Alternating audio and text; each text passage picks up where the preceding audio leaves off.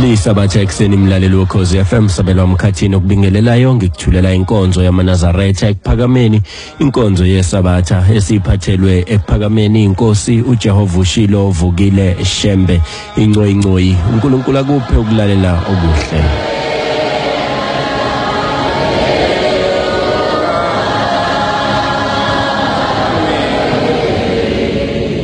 Yeswele imilomo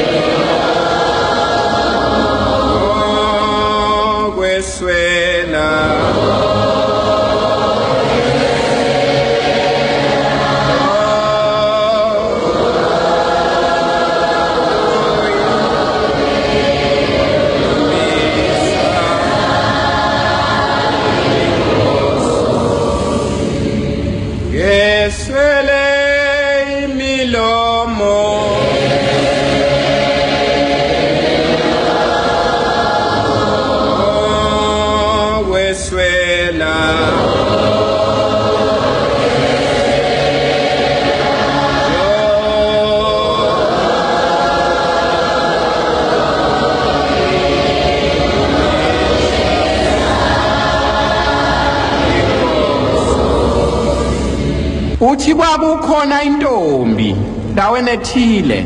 ntombi enhle hlakaniphile uthi le ntombi yayikhonze uHabu lwamaJuda uthi yahlangana nomfana omunye wasekuphakameni esendleleni eya esabatheni mayibingelela wayeseyibuza ngoNkulunkulu wasekuphakameni uthi wathi mayeyibuza ngoNkulunkulu wasekuphakameni yaziveza ukuthi isihlakaniphi yona yathi ngibuke kahle uma ungibuka mina ubona ukuthi ngifanelwe ukulalela lezi zinto okukhuluma ngazo yayisimtshela ngoNkulunkulu bayo nokuhlakanipha kwayo nokwazi kwayo uthi uShembe lo mfana wathi mayibona umoya wayo uyafudumala wayiseyishiya uthi kodwa le ntombi yayikhonze uHabu lwamaJuda yayihlala noma kuyisabatha ilushaye noma isonto elishaye uthi kwahlala kwafika isikhathi sokuthi le ntombazane ihambe emhlabeni kwase kulungiswa thiwa izoyongcwatshwa uthi kodwa ngelanga eyayizongcwatshwa ngalo kwezwakala uHabu lwamaJuda khala phezulu endlini khala kabuhlungu ngokudabukisayo aqalaza abantu befuna ukuthi bazobona ukuthi le nto ekhala iqhamukaphi kodwa baze babona yayithi mayimshaya ngemihla yokuphila kwayo lungadabukisi njengaleli langa olwase lidabukisa yayithi mayimshaya kube mnandi uthi ke uShembe bathi bethi bayayiqukula sekumbiwe ethuneni ayaze yaquleka yasinda kakhulu kwabizwa insizwa zaba 10 yasinda kakhulu ayaze yasuka phansi kwase kulandwa imbongolo ngazazi ingaki bantu sebemangele kwenze njani thiwa zodonza zadonza zazama zahluleka uyakhala uHabu lwamaJuda uthi kwaze kwalandwa isibani seyinkabe ezishumi kuna lokho kwangathi indlu iyambeka phansi isidumbu singafuni ukusuka isaba ukuya lapho eyayikhonza inhliziyo yayibhekise khona ekugcineni kwathi noma sebeyikhiphile endlini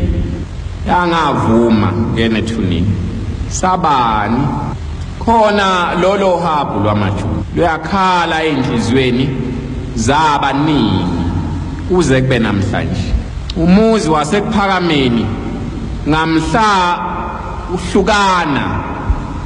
kwase kuyizinto zokugcina khona abantu abambona uShembe baphenduka kodwa lolu uHabu alwaze lwaphela enhlizweni zabo lwabe lokhu likhale njalo nje uthe mase kufika inkosi babamkhulu akwaze kwaba kuhle Habu lwamaJuda ikhona incwadi eyake yakhuluma ngayo inkosi iseGospel ngeminyaka yawo 1960 thi ngithola incwadi ephuma kwaZulu ilotshwe ibandla lamaNazaretha uthi bathi sizeni nina bakwaZulu sikhiphela uShembe ekuphakameni sesikhathele imkhuba yakhe nezimfundiso zakhe singazazi. Silonda kwabambelela isitha noma umuntu uthi uyazama ukumbangula akuvumi. Bona ngathi uzofa,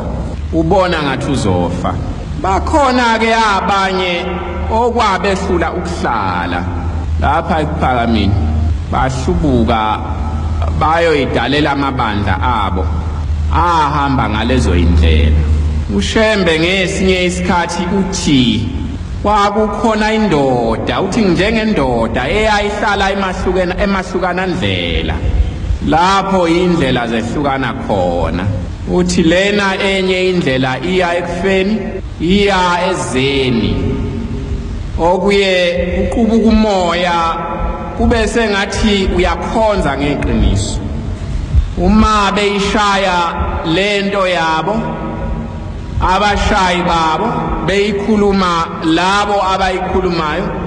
kube sengathi kukhona indawo ethintekayo ngaphakathi kwakho ongayazi ukuthi ikhona, owawungayazi ukuthi ikhona. Inhliziyo ithi ngiyezulwini,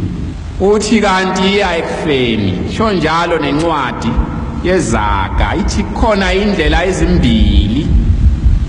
uthi lena enye ibukeka inhle emehlweni omuntu kanti iya ekujisweni, phela kwayo usizi nenyembezi. noJesu usho njalo, uthi banzi indlela eya ekujabhisweni, baningi abahamba ngayo. Uthi ingcingo khonjwana omncane indlela eya ephileni, bayingcosana abahamba ngayo. Uyethe hamba ngayo umuntu ethi ngake ngayiyala bapha abafowethu, uthi angilahliwe nje na. Abanye bayaphenduka behambe beyobafuna ngeindlela zabo abayithathayo abafowabo. Khona isihlabelelo sasePhakameni esithi sakubona kuphakama sawubona Judiya, ubabeke pha abafowethu ababethunyelwe kuwe. Khuluma ngalesi sikhathi engikhuluma ngaso. Khona isikhathi esifikayo kulowo muntu nalowo muntu, uma ehamba ngalomkhonjwana ngale ngcingwana uJesu akhuluma ngayo ephileni, so ukuthi ube wedwa, bafowenu wenani enihambe nabo, phelezelane noma niye esontweni, phelezelane noma niye emgidini, phelezelane noma niye enhlanganweni, ningabusababona. Uthi ke lo osihlabelelayo ubashonise pha abafowethu wena ndlela yasePhakameni. Waba nenhlanhla yena ngoba washeshe wasithola isibani, ngoba uthi babalekile bakushiya, abaxoshwanga ukuthi lapha ePhakameni uNkulunkulu akekho, abaxoshwanga ukuthi le ndlela esihambayo indlela yeze, xoshwe kungcwele ngoba kungeni sono kuwe, wana sono sinye. Omunye umuntu kuye kuthi mase kufike lapho besethi phakama akumile kahle, mangabe bekumi kanje, mhlawumbe ngabe abafowethu bakhona, lokhu ukuphakama okungamile kahle, ukuphakama ongekho, abese hambe bafuna abafowabo lapho beshone ngakhona. Uthi uShembe ngifana nendoda eyayime emahlukana ndlela, uthi kwakuye ukuthi maqhamuka umuntu imxwayise ukuthi ungahambi ngaleyo ndlela, nendlondlo inenyoka embi, ungayibuka uyethembe ngoba ibukeka inhle, sabelela kwakhona kuhle namazi akhona mahle ayethembisa. uShembe akasiyumswenko maNazaretha, akafani nebhantshi olifakayo ufanise nebhlukwe nothayi neyembe abakubukayo bethi yaze yavunula kahle lensizwa, fanele ukuba ngiyasezulwini. Cha, njalo mhlambe mangayilandela ngaye ngifike ezulwini, cha akunjalo. Wafike hamba yedwa kwaba kungekho lutho ngathi mawulibuka luthi umuntu wasezulwini lo. Uma ngase ngimlandele mhlawumbe ngaye ngiyofika lapho bonke abantu abethemba ukuthi bangafika bayofika khona ngemthandazo yabo nangokukhonza kwabo. Isigqoko sakhe ayesifakile asinalutho ngalubuka ulwethemba. Udube ngemihla yakhe uShembe yokufika la khathi abaqala ngaso kwazana, wathi mayilalela izinto ayishoyo wayese emkhonza nje njengomngani wakhe wayesecela nokuthi bamshaya ifoto ikhona nalo lapha endlini sazi ukuthi ngangilinikwa ubani uShembe uhleli phansi udubumi lapha eceleni kwakhe kodwa ma ubabuka laba bantu bobabili uma kungase kube khona umuntu othi phakathi kwalaba bantu bobabili khona umuntu ohamba ngendaba engayiyo kufika isezulwini uma uShembe ungamazi njengoba namhla sithi siyamazi angazi noma siyamazini kodwa siye sisho njalo khona umbuzo ayevamile ukubuza kakhulu ngeinsuku zakhe zokugcina bantu ayehamba nabo hlala buze athi bantu abami niyothi kwakukhona bani niyothi kwakukhona bani angazi ukuthi babe bephendule bethi angize ngezwe ukuthi babe bephendule bethi ngizwa wayeyabuze kanjalo yena angazi noma lo mbuzo uma ungaphendulekanga ngalezo insuku namhlanje wabuye wayithola impendulo kuningi esikuzwayo okushiwoyo asazi noma kunjalo kodwa umbuzo wakhe lo ungeke uze usho ukuthi lo Shembe uyena ongathi uma umlandela uye uyofika ezulwini nezicathulo zakhe azisho nebhlukwe lakhe alisho nebhantshi lakhe alisho nesikhwama sakhe asisho nesigqoko sakhe asisho mhlambe wawungayibuka le ekadube indlela ikwethembisi ngoba nokwembatha kwakhe hambisana ibhlukwe nebhantshi lakhe nesigqoko nendukwana yakhe abasekuphakameni bathi izinyoni zinezindlu hlala kamnandi kodwa uJesu akana ndawo lapho angahlala khona abathanda ukumlandela mabazidele kuqala uthi ke uShembe le ndoda yayibaxwayise kanjalo abantu ningathathi leyo ndlela ningahambi ngezindlela zamabandla abamhlophe ndlela zini indlela zamabandla abamhlophe uboka ukubukisise lokho ngoba amazwi kaShembe ngoba kungenzeka ukuthi indlela zala umabandla amhlophe ikhona ngaphakathi kwakho enzeka uShembe lingahambi ngazo ngoba indlela enendlondlo uthi kodwa bayincosana abantu ababeyilalela le ndoda abaningi babeyibuka phansi bayibuke phezulu athi awusiyeke phansi baqhubeke nalezo indlela asazi ke ukuthi ekuphakameni kunjani ngoba le ndlela yendlondlo ibanzi kakhulu nase indaweni lapho ungayilindele khona omunye umuntu uyathi uphumile kuyo kanti cha sasele khona indawana engakavumi ukuthi makashiye izwi ukudumisa kwenu okuyokwemukeleka ngalo nemthandazo yenu eyokwemukelwa ngayo nezibusiso eniyophiwa zona ngalo yizwi uShembe afika alikhuluma kini anikhuza kukho wathi ningakwenzi anitshela khona wathi gcinini uma ubona kungafiki oke uzibuke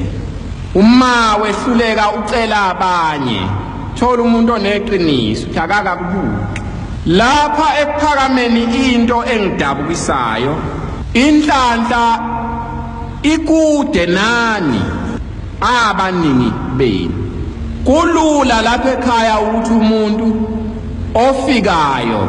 ongakaze ahambe nani mayefika lapha ekhaya afike athi ngifuna ungene ezulwini noma athi ngifunani noma athi ngifunani aluthole noma athi ngifuna ukuphila kuthole kunokuba nina njengoba nila nikuthole lokho kwenzeka kanjani ukhona indoda enye yangapha eMgababa eyake yafika la ngazi noma bekunyaka odlule yini angimbonanga ngesikhathi efika babe mthwele bethi bamlethe kimi kwasho ukuthi isikhathi abafike ngaso asikwazi ukubonana kodwa kwathi ngoba kuqondene nesikhathi somthandazo wokuvuka base behamba naye beza naye la endlini yesonto esikhona kuyo angazi noma babethemba ukuthi bayomthandazela noma babeyitshela ukuthi basazophuma beze kimi bambiki bafika bemthwele lapha ekhaya xhagile indodana yakhe ngapha nomunye emxhage ngapha kodwa ngokungena kwakhe lapha endlini yesonto mina ngase ngizwa ngendaba ukuthi lo muntu ufike la ekhaya ethwele xhagile waye sengixoxela yena kwenzeka kanjani ngoba kwakungekho kimi kwakungekho kuwe wangena la endlini yesonto lapho wena ongena khona imihla namalanga nemthwalo yakho le oyithwele ubuye uphume nayo futhi wenzeka kanjani kuwe khona inkosi esinayo la ekhaya sinayo le themba limi uma sibonana uthi kodwa into yakhe asenesikhathi ekhuluma fika kwakhe la ekhaya kokuqala sathumela abantu sathi abayothandaza khona emva kokufika kwethu khona emzini wakubo cha sasingakayi sakhuluma esasikhulume naye akaze kwenela kahle enhlizweni yakhe wayesehamba eya lapho ayeya khona eyozibika njengaleyo ndlela ayezibika ngayo uma efika khona laba kubo bafike bamtshela cha ngeke sisenza lutho thina yini na khona uShembe bona uShembe lapha emzini kababa wakho uma sekunoShembe singeke sisangena kwahlala phase kuba nesehlo sokuthi njalo makufika abantu abazothandaza emzini wakubo bonke bafike bekhulume lona lelo gama uthi bathi sibona lo muzi uzungezwe abantu abembethi ngibemhlobo wonke kanti kungakafiki lokhu ngenelwe abantu ngakhuluma lokhu nakwabanye ngenelwe abantu endlini hlele ebusuku ngena amadoda amane neyibhamu sephamisa amehlo amadoda asegcwelini sebeqala sebemdubula kodwa ngisho eyodwa inhlamvu phakathi kwalezi ibhamu ezine bayimthinta ngisho eyodwa ngisho umhuzuko kuze kwaba uye osukumayo wabaphunga ngaleyo ndlela ayibaphunga ngayo babaleka abanye bambone efika lapha enhlangaze eqhuba kodwa wayengaqhugiswa ukuthi kukhona into emtholile waze walimala ngobe bajaha sekhutshwa ucingo kusalaphi kuwe kukhona into ekhona ngeke ngayikhuluma lento nangesabathe ledlule ukuphakama kunjengoba wena uza kukho isithelo yosithola lapha ekuphakameni silingana nesithelo esingaphakathi kwenhliziyo yakho ngokuphakama ubonane ekuphakameni uma ubona indawo eyize uyomukela ize ekuphakameni laba bantu basuke beza lapha ekuphakameni ngethemba lokuthi umuzi kaNkulunkulu bayofike bethole ukukhululwa emthwalweni yabe besindayo into ongenako uyilingise leyo into ongenako iqambe leyo ukuthi uzothi ngomlomo wami ngithi into engaphakathi ziningi izinto ezindlayo maNazaretha la ekhaya imlilo enayibasela yona nina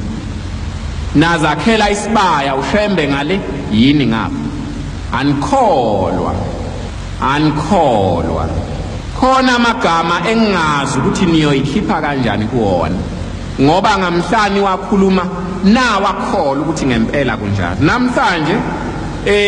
ase uthango phakathi kwenu noShembe ngikhulume ngendaba yabantu babamkhulu ayekhuluma ngabo ethi wababona besodakeni kodwa mayethi uyasondela kubo bebaleke babebalekiswa yini abamboni lo Shembe owumkhululi wabo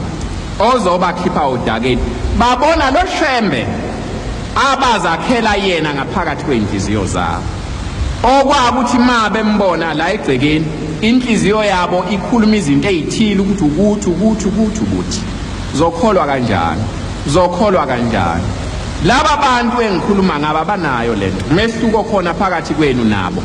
isihlabelelo lesi esiqale ngaso sithi emzuzwini nesikhathi ngakhohliseka ngawudla lo muthi ubuhle bami baphela bonke ngithi mangibuka indaba yenu nezenzo zikaNkulunkulu kini inhliziyo yami ngenze ngisola ukuthi ukhona umuthi enawudlayo maNazaretha, ukhona umuthi enawudlayo, nafunzana wona. Namhlanje sewuphendukile, noma omunye umuntu uyathanda ukumsiza akusenzeki, ngoba noma niyathandazana inhliziyo yakhe ibalekile, inhliziyo yakhe ibalekile, ayikho uthando